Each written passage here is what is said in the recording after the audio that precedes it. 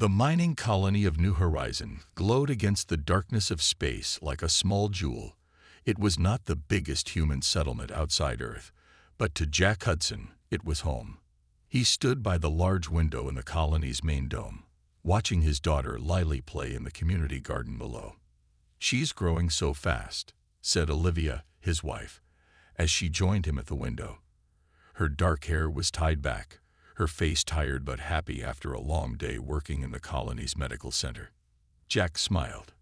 8 years old already. "Remember when we first brought her here? She was just learning to walk." Lily looked up, saw her parents watching, and waved excitedly. Her smile was missing 2 front teeth. Everyone in the colony knew Lily Hudson. She helped in the gardens, visited the miners during lunch breaks, and asked endless questions about everything. She was the heart of New Horizon. That evening, as Jack was reviewing mining reports in his office, the colony's alarms sounded. Not the emergency alarms, but the alert for something unexpected. Something new. "Sir," called his assistant over the comm system, "you need to see this." Jack rushed to the control center where colony staff were gathered around the main screen. In orbit above New Horizon, 3 ships had appeared. They were like nothing humans had seen before, smooth and curved where human ships were angular, glowing with soft blue light. "They're not responding to standard greetings," said the communications officer. "But they're not showing any aggressive movements either." "Keep trotting," Jack ordered. "All frequencies, all languages we know." For 3 hours, the strange ships remained in orbit, silent. Then, a message came through. Images mostly, with some words in a language no one recognized. The colony's computers worked to translate. "They're called the Viridians," the communications officer finally reported. "They say they are traders, explorers. They want to meet." The colony council gathered quickly. Some were afraid, others excited. First contact with an alien species was something humans had dreamed about for centuries. "We should welcome them," Jack said after hearing all sides. "Show them the best of humanity." The council agreed. A formal welcome would be organized. The Viridians would be invited to land their smaller craft near the colony. That night, Lily bounced excitedly on her bed. "Will they look like us, Dad? Will they have children too?" Jack tucked her in. "I don't know, sweetheart. We'll find out tomorrow." "Can I meet them? Please." "We'll see," he said, kissing her forehead. "Sleep now." The next morning, the colony was busy with preparations. A landing area was cleared.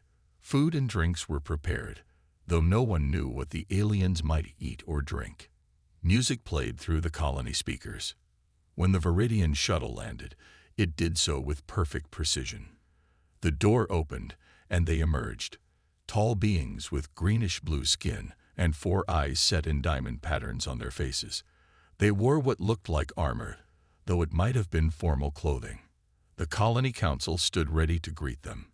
Behind them, colonists watched with a mixture of fear and wonder. Jack stepped forward as colony administrator.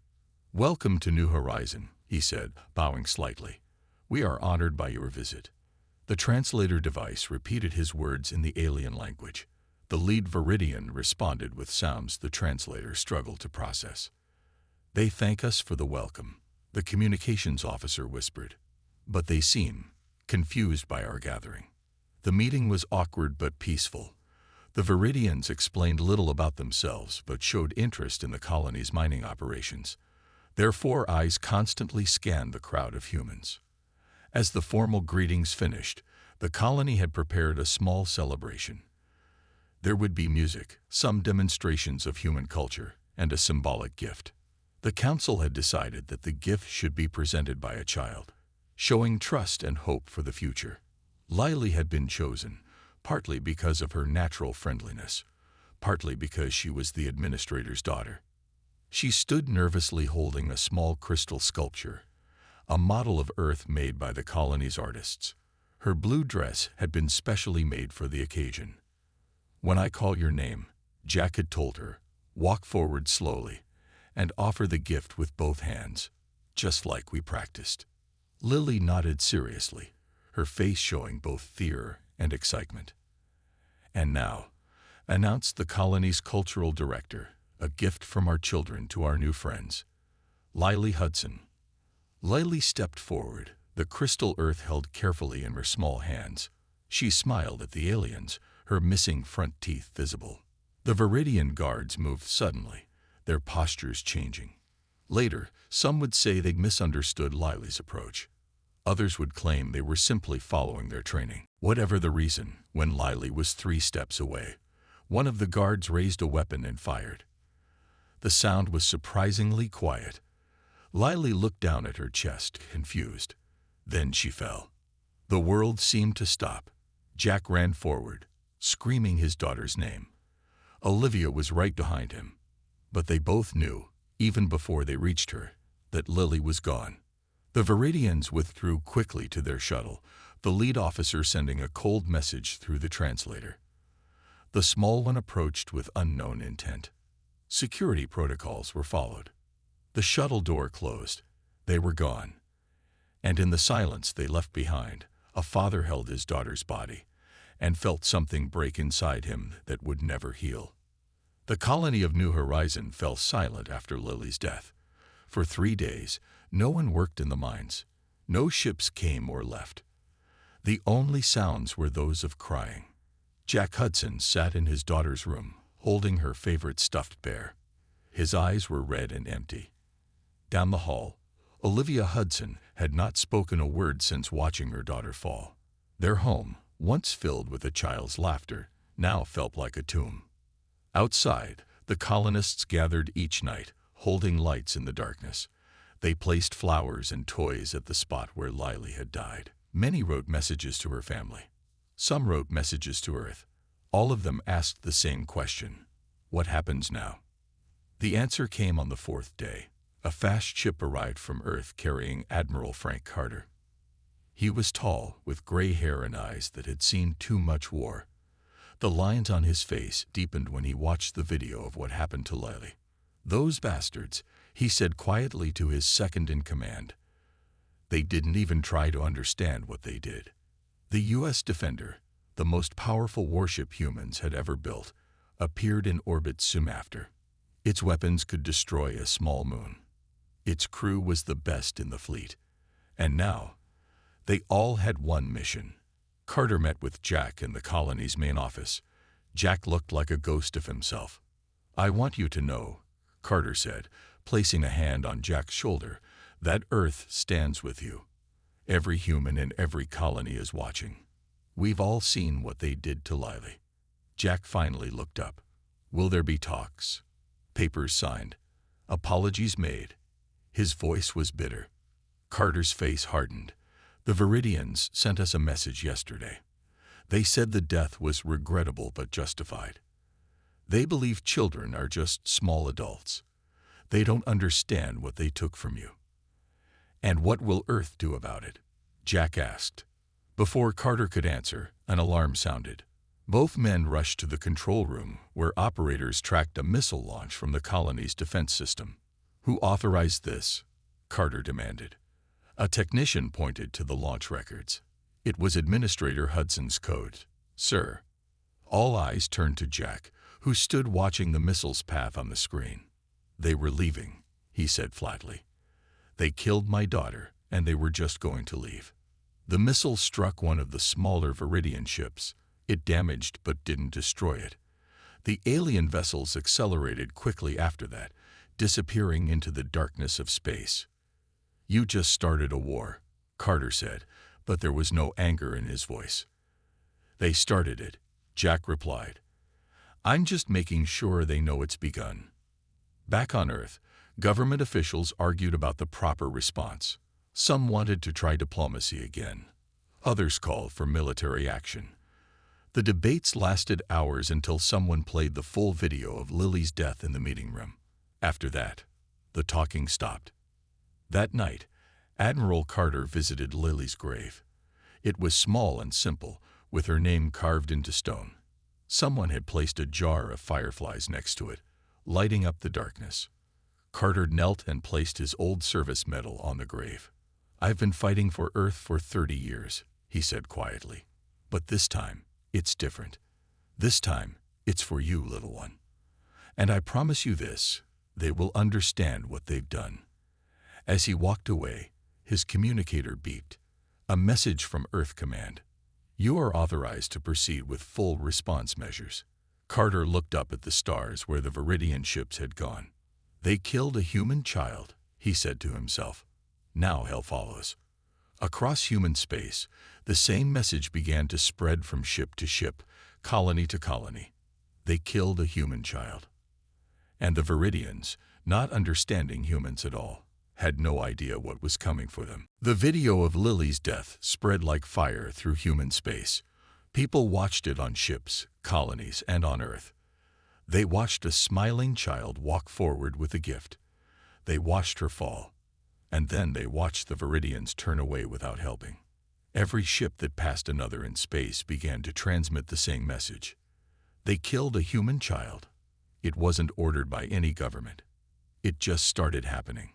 Other alien species who traded with humans noticed the change. The usual friendly greetings were gone. Human faces looked hard now. Their ships moved differently, like animals ready to attack. The Galactic Council sent warnings to the Viridians, but they didn't listen. "Humans are soft creatures," the Viridian High Commander told his officers. "They waste resources on their young instead of training them properly. This anger will pass." Back on New Horizon, Admiral Carter met with Jack and Olivia Hudson in their home. Carter sat across from them, his uniform perfect, his eyes serious. "I want you both to know something," he said. "Earth has not officially approved what I'm about to tell you." Olivia looked up. She had not spoken much since Lily's death, but her eyes were clear and focused. "The government is still talking," Carter continued. "Some want peace talks. I'm not waiting for them to decide." "What are you saying?" Jack asked. "I'm saying the Defender will launch operations against Viridian targets in 3 days. I'm saying there will be consequences for what they did to your daughter." Olivia reached out and took Carter's hand. Her voice was quiet but steady. "Make them understand what they took from us." News of Carter's plan spread among military veterans.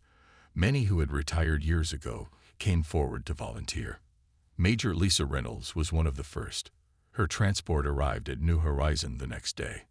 She found Jack staring at the memorial for Lily. "I had a daughter too," Lisa said, standing beside him. "She would have been 20 now." Jack looked at her. "What happened?" "Disease, not aliens. But I know what it's like to watch your child die and not be able to stop it." Lisa's face was hard. "That's why I'm here. I spent 10 years learning everything about Viridian ships and weapons. Now I'm going to use that knowledge." On the other side of the galaxy, the Viridians finally realized something was wrong. Human diplomatic ships stopped responding to messages. Trade routes went silent. Their scouts reported human military vessels moving in patterns they had never seen before. The Viridians began preparing their forces. They were a warrior species with advanced weapons. They had fought many wars and won them all. They saw humans as weak because they cared so much for their children. They did not understand that this was not weakness at all. Admiral Carter gathered his team on the U.S. Defender. Commander Sam Wells, an expert in special operations, stood before a map of Viridian space. "Their first outpost is here," he said, pointing to a small moon. "Light defenses, important communication center. We hit it fast and hard." "Casualties?" someone asked. "Not our priority," Carter replied. "But we're not them. We don't kill without reason." Jack Hudson surprised everyone by walking onto the bridge. He wasn't military, but Carter had given him access as a civilian consultant. "I worked in mining for 15 years, Jack said. "I know how to break things that aren't supposed to break." His eyes were cold. "I want to help break them." Carter nodded. "Welcome aboard." That night, Olivia Hudson sent a message from New Horizon. It played on every human channel. She stood by Lily's grave and spoke directly to the camera. "My name is Olivia Hudson. This was my daughter, Lily. She was 8 years old when the Viridians killed her. They did not try to help her. They did not apologize. They called it justified. She looked straight into the camera, her eyes dry. Remember her face. Remember her name. What comes next is not just for her, but for all our children. So they know that humanity protects its own. The message ended. The next day, the U.S. Defender disappeared from orbit around New Horizon. The hunt had begun. The U.S. Defender moved through space silently, its engines dark. It drifted toward the Viridian outpost like a shark swimming toward its prey.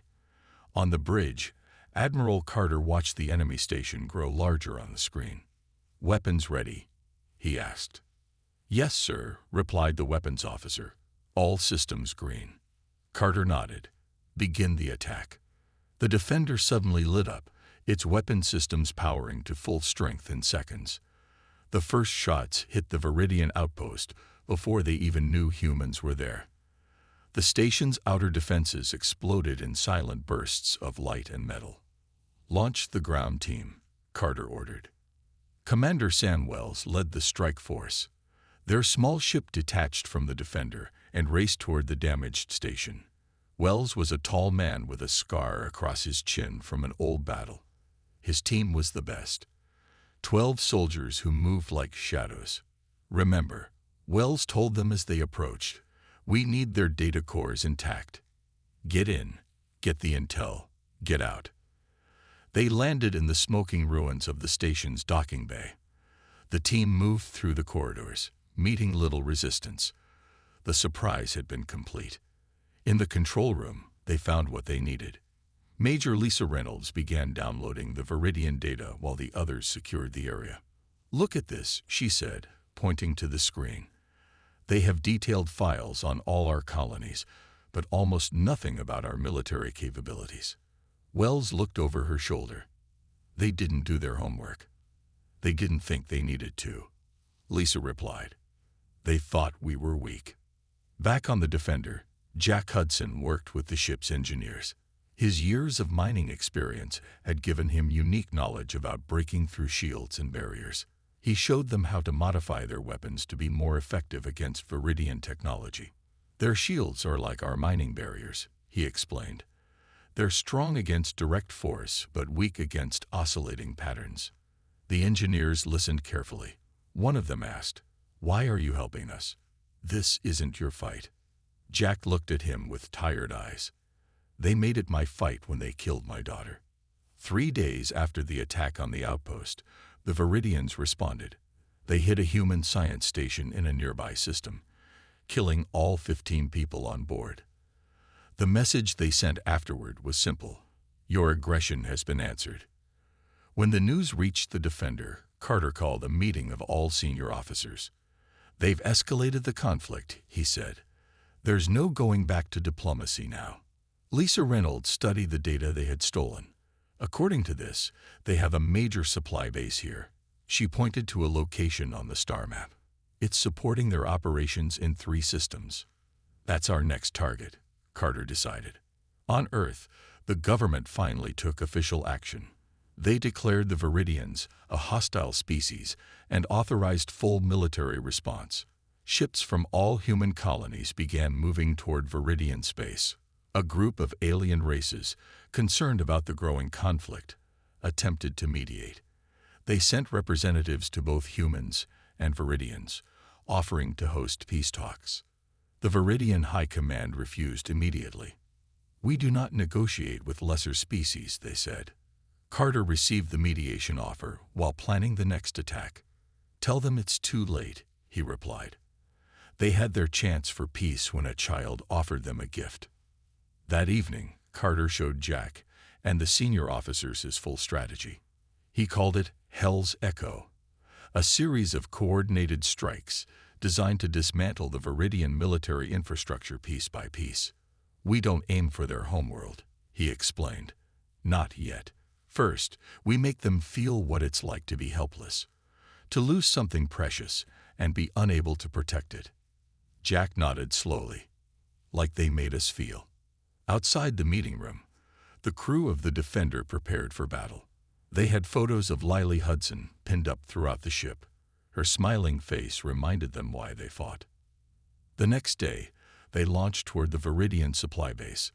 This time, the enemy would be ready. This time, there would be real war. And the message continued to spread across human space. They killed a human child. Now hell follows. For 3 weeks, the U.S. defenders struck at Viridian outposts and bases. Each attack was successful. The humans were always gone before the main Viridian fleet could respond. Admiral Carter's strategy was working perfectly. Until it wasn't. The defender was hitting a fuel depot when the track closed. 20 Viridian warships appeared from behind a nearby moon. They had been waiting. Evasive maneuvers, Carter shouted as the first enemy shots hit the defender's shields. The ship shook violently. Crew members held onto their stations as alarms blared throughout the vessel. "Shields at 60%, reported the tactical officer. "We can't take much more of this." Carter's face was grim. "Plot a jump course. Get us out of here." The defender turned and accelerated away from the attacking ships. More hits landed on its hull. A section of the engineering deck exploded, killing 3 crew members instantly. Shields failing. Jack Hudson was in engineering when the attack happened. He saw the damage spreading through the ship's systems. Something about the Viridian weapons was different this time. "They've adapted," he said to the chief engineer. "They're using oscillating patterns like I showed our team." The defender managed to jump away from the battle, but barely. The ship limped to a hidden location deep in an asteroid field. Repair crews worked desperately to fix the damage. In the medical bay, Commander Wells visited his injured team members.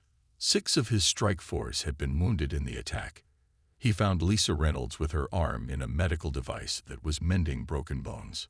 "They knew we were coming," she said through gritted teeth. Wells nodded. "Someone's been studying our tactics." On the bridge, Carter called a meeting of all remaining senior officers. "We need a new approach," he said. "They're learning our methods too quickly." Jack Hudson stepped forward. "I have an idea." Everyone turned to him. "In mining, when a shaft becomes unstable, sometimes we don't try to fix it. We collapse it in a controlled way." Jack pointed to the star map. "Their command center here coordinates all their ships. If we can get inside." "That's suicide," someone said. "The security would be impossible to breach." "Not for miners," Jack replied. "We know how to get into places we're not supposed to be." Commander Wells studied the map. "He's right. If we can infiltrate their command center, we might find out what they're planning next." Carter looked at Jack with new respect. "Plan the mission." Back on Earth, Olivia Hudson organized a memorial service for all the humans killed by the Viridians. It started with Lily, but now included the science station victims and the fallen crew members from the Defender. The service was broadcast across human space. Olivia stood before thousands of candles, one for each human child who had died in the past year from any cause. "We cherish our children," she said, her voice strong and clear.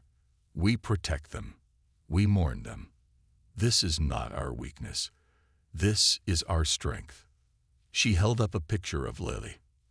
The Viridians thought killing a child would mean nothing. They were wrong. This is not revenge. This is justice. Millions watched her speech. Among them were the crews of Earth's entire fleet, now moving toward Viridian space. Meanwhile, Commander Wells prepared his team for the infiltration mission. He chose only 5 people: himself, Lisa Reynolds, and 3 others with special skills. Jack Hudson insisted on going too. "I'm not a soldier," Jack admitted, "but I know how to move through tight spaces without being seen. That's what miners do every day." Wells couldn't argue with that logic. As they prepared, Admiral Carter received an urgent message from Earth intelligence. The Viridians were planning a direct attack on Earth itself. They had gathered their main fleet and would launch within days. "They want to end this war with one strike," Carter told his officers. "They still don't understand what they're dealing with." He sent a coded message to Earth fleet. "The hunters are coming. Prepare the trap." That night, The small infiltration team left the Defender in a modified shuttle. Their mission: enter the heart of Viridian Military Command and discover their battle plans. As they departed, Jack touched the picture of Lily he carried in his pocket. "We're coming for them," he whispered, "just like they came for you." The shuttle disappeared into the darkness, heading toward enemy territory, and what would become the turning point of the war. The battle in the asteroid belt near Earth was fierce. Human ships fought bravely against the Viridian attack force. Both sides lost vessels, but Earth's trap worked. The Viridians retreated, leaving behind damaged ships. On one of these ships, humans found something valuable: the living Viridian officer. The alien was tall, with greenish-blue skin and 4 eyes that blinked in different patterns. His name, they learned, was Vex. He was the first Viridian ever captured by humans. Admiral Carter had him brought to the U.S. Defender, which had rejoined the fleet after repairs. The alien was placed in a secure room, not a cell. Carter wanted to talk, not punish. "He's their version of a commander," Carter told his officers. "He might know things we need." Jack Hudson stood outside the room, looking through the window at the alien who belonged to the same species that had killed his daughter. "I want to speak with him," Jack said. Carter frowned. "That's not a good idea." "I'm not going to hurt him," Jack replied. "I just want to understand." After a long moment, Carter nodded. "I'll be watching." Jack entered the room alone. Vex sat at a table, his 4 eyes examining Jack carefully. "You are not a warrior," Vex said in rough English. The Viridians had studied human languages. "No," Jack replied. "I'm a father." He placed a small device on the table and turned it on. A hologram appeared, Lily playing in the colony garden, laughing as she chased butterflies. "This was my daughter," Jack said. "Her name was Lily. She was 8 years old when your people killed her." Vex watched the hologram, his eyes blinking rapidly. The small one at the greeting ceremony, the one who approached with unknown intent. "She was bringing a gift," Jack said, his voice tight with emotion. "A welcome present. She was a child." "Child," Vex repeated the word. "Your offspring. We have offspring too. Do you care for them? Protect them? Love them?" Vex seemed confused. "Our young grow in group nurseries. They belong to all Viridians, not to individuals." Jack showed more images of Lily. Her birth, her first steps, her playing with friends, her helping in the garden. "This is what your people took from me and my wife," Jack said. "Not just a life, but all the moments that would have followed, all her future." For nearly an hour, Jack shared stories about Lily. He explained birthday parties and bedtime stories, school projects and family trips, things the Viridians had no concept of. Slowly, something changed in Vex's eyes. The alien leaned forward, studying the images with greater intensity. "We did not know," he said finally. "We did not understand what a child means to humans." "Now you do," Jack replied. When Jack left the room, he found Admiral Carter waiting. "Did you get what you needed?" Carter asked. "I think I did," Jack answered. "And I think he's starting to understand too." The next day, Vex asked to speak with the humans again. This time, he offered information, not just about Viridian military plans, but about their culture and beliefs. "My people value strength and order," he explained. "We see attachment to individuals as weakness, but I have been thinking about what I learned. Perhaps there is strength in your way too." "Will your leaders listen?" Carter asked. "No," Vex admitted, "not to words alone. But I can help you reach them. Show them what I have seen." Carter gathered his top officers. "The Viridian fleet is regrouping. We could strike now, hit their homeworld while they're weak." "And then what?" Jack asked. "Kill them all. Become what they think we are." Commander Wells spoke up. "What if we don't go to destroy, but to make them understand? Like Jack did with Vex." Lisa Reynolds nodded. "A small team could infiltrate their ruling council. With Vex's help, We might get through their defenses. Carter considered the plan. It was risky, possibly suicidal, but the alternative was endless war. "Prepare a team," he ordered. "Jack, you'll go too. You made one Viridian understand. Maybe you can make others see as well." The human fleet positioned itself near Viridian space, not attacking, but ready. A clear message: we could strike, but we're choosing not to. Not yet. As the small team prepared for their mission, Vex taught them about Viridian customs and helped them plan their approach. "Your daughter," he said to Jack as they studied maps of the Viridian capital. "She has changed the path of 2 species. Perhaps that is a kind of future she still has." Jack looked at the alien, surprised by the depth of his words. "Perhaps it is," he agreed. The Viridian capital city rose from the planet's surface like a forest of crystal and metal. Buildings stretched toward the sky in sharp angles that humans found beautiful but strange. Guards stood at every corner, their weapons ready. Jack Hudson, Commander Wells, Lisa Reynolds, and 2 other team members moved through the shadows, following Vex. The Viridian officer led them through paths only someone born on this world would know. "The council chamber is ahead," Vex said quietly. "There are 12 guards at the main entrance." "We're not using the main entrance," Wells replied with a slight smile. Lisa pointed to a narrow passage that led under the building. "According to the plans you showed us, that service tunnel leads directly beneath the council chambers." Vex nodded. "It is rarely used, but there will still be security measures." "Let me worry about those," Jack said.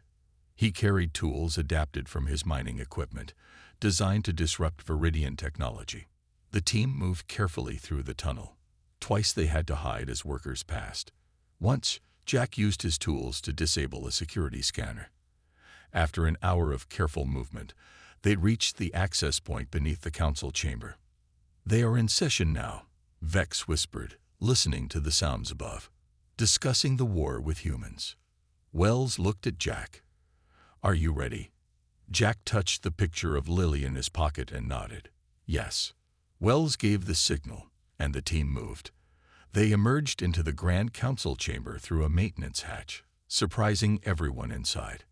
The council members, 9 elderly Viridians with elaborate markings on their skin, jumped to their feet. Guards raised weapons. "Hold," Vex shouted in the Viridian language. "They come to speak, not to fight." There was a moment of tense silence.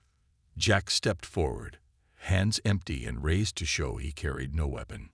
"My name is Jack Hudson," he said, as Vex translated. "I am the father of the human child your soldiers killed during first contact." The lead council member, whose skin had faded to pale blue with age, stared at Jack. "You have attacked our outposts, damaged our fleet, and now invade our homeworld. For one small life." "Not just for her," Jack replied. "For what her death represents." He activated a small projector he carried. Images filled the air around them, not just of Lily, but of human families across colonies and Earth. Children playing, parents teaching, families celebrating birthdays and holidays. "This is what humans are," Jack said. "This is why we fought." He showed them footage from Lily's memorial service and from Olivia's speeches. He showed them pictures of the crew of the Defender with Lily's photo displayed throughout the ship. "When you killed my daughter, you didn't just take one life. You attacked something all humans hold sacred. Our children, our future, our families." The council members watched in silence. For the first time, they truly saw humans as they were, not as they had imagined them to be. Jack continued, "We could have brought our fleet here today. We could have attacked your homeworld as you planned to attack ours. Instead, we came to help you understand." The head counselor stepped closer to the images, studying them. "Our species sees attachment to individuals as weakness," the counselor said slowly. "We raise our young in groups with loyalty only to all Viridians. But I see now, there is strength in your way too. There can be peace between us," Jack said. "But first there must be understanding." Hours later, after long discussions, a ceasefire was agreed upon. The Viridians would make formal reparations for the deaths they had caused. More importantly, a cultural exchange program would begin, with representatives from both species learning about each other. 6 months later, Jack and Olivia Hudson stood before Lily's grave on New Horizon. The simple stone now sat in the center of a beautiful garden. Flowers from Earth grew alongside crystal formations from the Viridian homeworld. Admiral Carter joined them, along with many others who had been part of the conflict and now worked for peace. "She would have loved this garden," Olivia said softly. Jack nodded. "She always loved beautiful things." A small Viridian child approached the grave. The young alien placed a carved figure, a butterfly made of iridescent stone, beside the flowers. The child looked up at Jack and Olivia and spoke in carefully practiced English. "We will remember her name. We will remember what she taught us." Jack knelt down to the young Viridian's level. "What is your name?" "I am called Lily," the child replied. "Many of our children now carry human names, to remind us, to help us understand." As the sun set over the colony, humans and Viridians stood together in the garden, united by the memory of a child who had changed 2 worlds.